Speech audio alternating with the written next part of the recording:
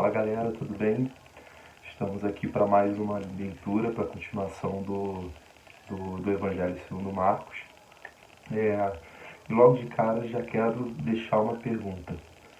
Você leu o capítulo 13, que é a nossa proposta de hoje? A pergunta é a seguinte: será que Jesus está falando do fim do mundo? Será que nesse capítulo Jesus está dando uma prévia ou está adivinhando o que vai acontecer nos últimos dias, na sua possível volta, ou naquele cenário apocalíptico que a gente aprendeu desde sempre?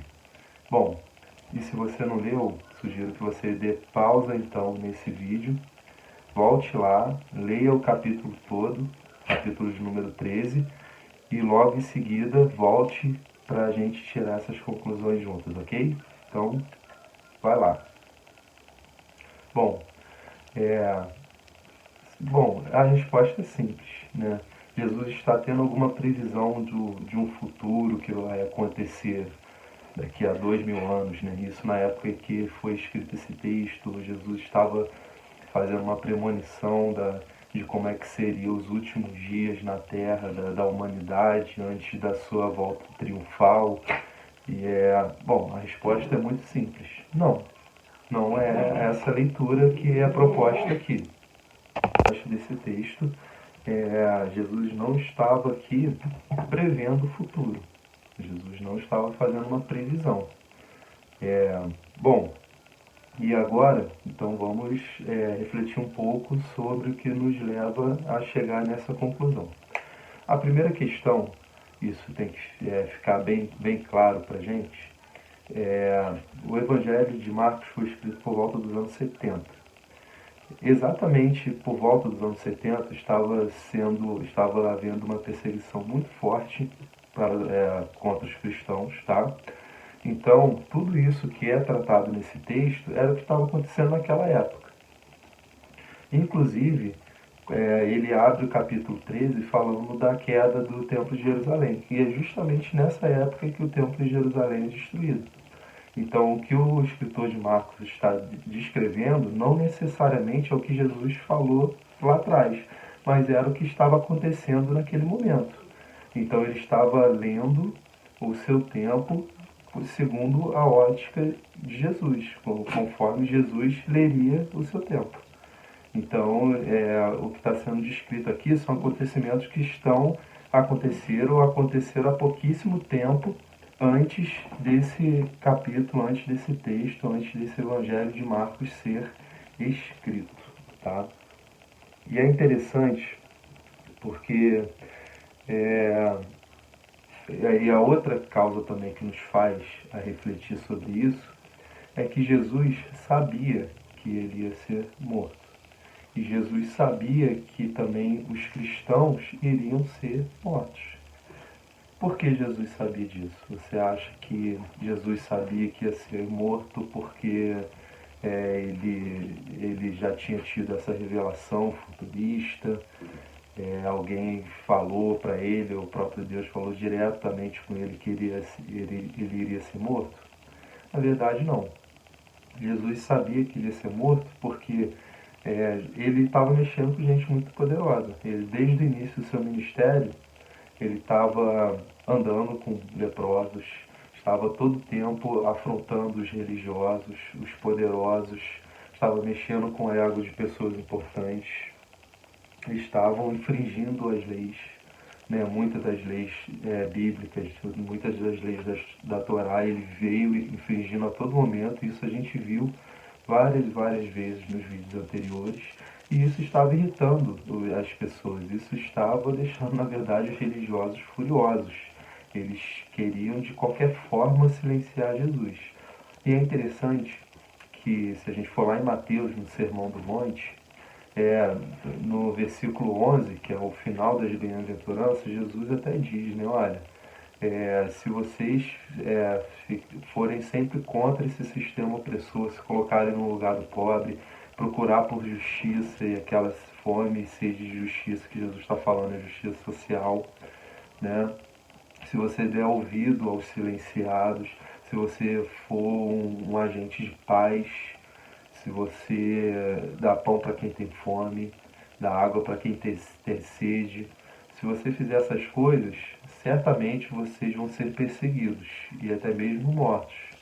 E ele completa até dizendo, né, que os profetas antes dele, fizeram isso e foram mortos. Né? E assim ele seria morto também por conta desse posicionamento dele, por causa das causas que ele escolheu lutar.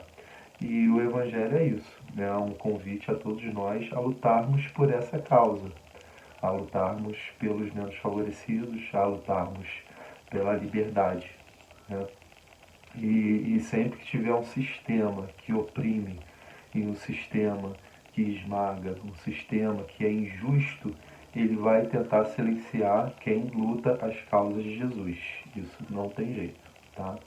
E principalmente Jesus foi perseguido por um sistema religioso, né? Então a gente tem que se lembrar disso também. Então sempre que a gente infringe ou vai contra um sistema religioso, ele também tenta nos silenciar. Então, esse texto daqui que a gente leu estava descrevendo o que estava acontecendo naquela época. E também é um sinal de o porquê foi escrito esse texto. Né?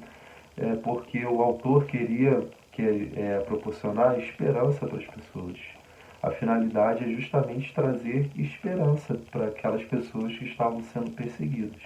Esperança para aquelas pessoas que estavam sendo maltratadas. Esperança para aquelas pessoas que não estavam vendo mais perspectiva. Porque elas faziam pelo Evangelho, mesmo assim eram perseguidas, eram maltratadas, eram escoteadas, muitas delas eram mortas, faziam as suas reuniões escondidas. Então, esse texto, a finalidade desse texto é de trazer esperança. Assim como o Apocalipse também tem a mesma finalidade. O Apocalipse não é uma premonição do futuro. O Apocalipse está lendo o que está acontecendo, os eventos que estão acontecendo naquela época em que foi escrito. E essa carta foi, de uma certa forma, foi usado figuras de linguagem nessa carta para que ela pudesse chegar até as igrejas e a igreja pudesse ler. Porque, obviamente, os cristãos estavam sendo censurados, e se João escrevesse sem codificar, sem usar figuras de linguagem, essas cartas não iriam chegar até as igrejas. É assim que esse sistema, quando é opressor, ou até mesmo quando tenta limitar a liberdade, até mesmo a liberdade de expressão da pessoa, eles fazem, eles censuram para que as mensagens que não são a favor deles, que essas mensagens não cheguem às outras pessoas. Então o Apocalipse também não é uma premonição, não é uma visão futurista, mas é uma leitura do seu próprio tempo e tem por finalidade trazer esperança ao povo. Né? Lembrando que lá no Apocalipse, no final, o bem vence. Né? Vem novos céus e nova terra, e o bem vence o mal. E essa é a esperança, essa a mensagem final do Apocalipse. Né?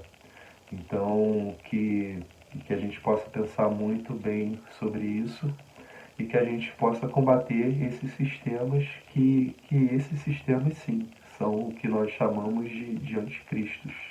Né? Anticristo é toda pessoa e todo sistema que está em oposição às ideias de Jesus e às ideias do reino que Jesus propõe.